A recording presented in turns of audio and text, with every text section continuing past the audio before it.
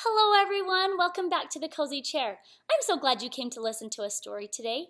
Well, I am going to be reading another book by Chris Van Dusen. I love Chris Van Dusen, but you already knew that, didn't you?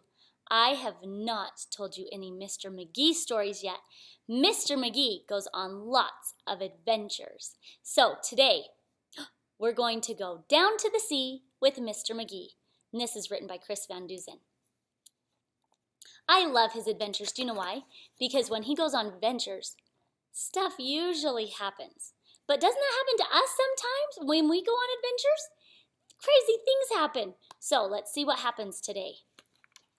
Mr. Magee and his little dog Dee loved spending time in their boat on the sea. So early one morning at 6:32, they made a decision. That's just what they do. Right after breakfast, Magee packed a lunch. Sandwiches, carrots, a thermos of punch, a big box of raisins, some sweet pickled beets, chocolate chip cookies, and crunchy dog treats. With plans for the day and enough lunch for 3, they hopped in the car and drove down to the sea. The pair left the dock at 7 o'clock and motored their way around Eagle Egg Rock. They passed by the lighthouse and by the old wreck, with Magee at the wheel and Dee on the deck. They suddenly spied off the bow to the east a big pod of whales. There were 50 at least. Look at all those whales over there, splashing around in the bright morning sun, feasting on shrimp and sardines by the ton. But one little whale, who had eaten his fill, munching on minnows and plankton and krill, was bored with his breakfast, and since he was through, he swam off in search of something to do. Here comes this whale. Now Dee and Magee in their boat on the bay didn't notice that whale that was heading their way. They were watching the other whales put on a show, and soon that young whale was directly below. Oh, look at that playful whale. He's just right underneath their boat.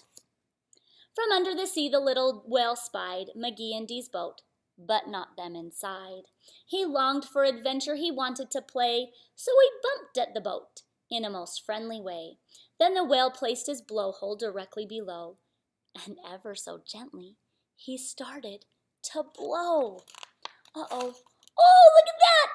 There they go! Magee saw the bubbles, he felt the boat sway, then up went the boat on a fountain of spray.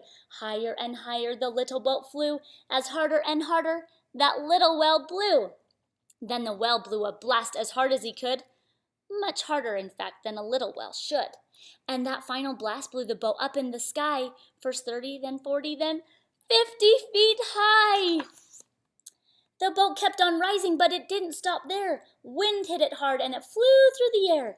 Dee and Magee sailed over the sea when all of a sudden, they got stuck in a tree. So there they were stranded, Magee and his pup, in the top of a spruce, 60-something feet up. Oh no! You wouldn't think that you would be in a tree being in a boat, would you? From their perch in the sky, the two watched in dismay as the whale far below swam swiftly away. Magee was downhearted. Just what could he do? They seemed hopelessly stuck, but little Dee knew. The secret to get the boat safely unpinned was to rock back and forth and to wait for the wind. So they rocked and they rocked for an hour or so, but the boat didn't budge, 'cause the wind didn't blow. Just when they thought they'd be stuck there all night, they spotted far off a spectacular sight.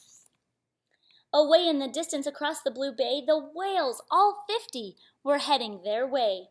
They swam through the water in one long straight row and gathered around the small island below.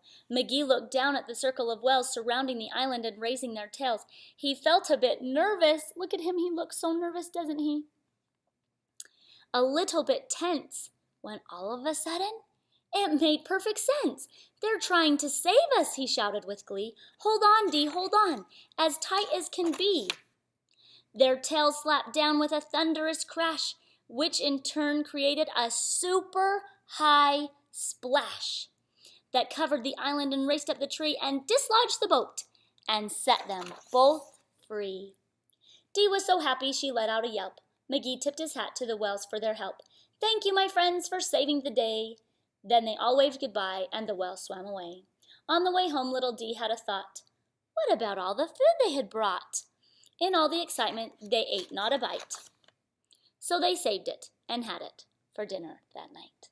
Did you like that? Did you like when they went on that adventure? Well, I will read some more adventures with Mr. Magee, so I hope that you'll come back. Goodbye!